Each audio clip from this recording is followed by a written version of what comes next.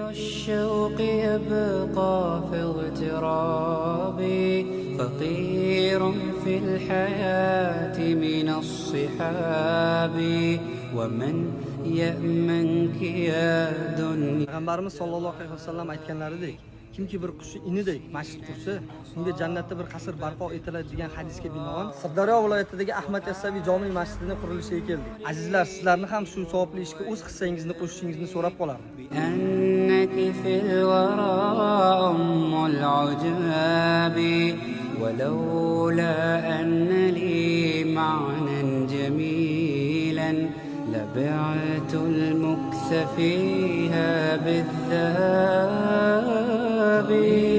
الشوق يبقى في اغتراب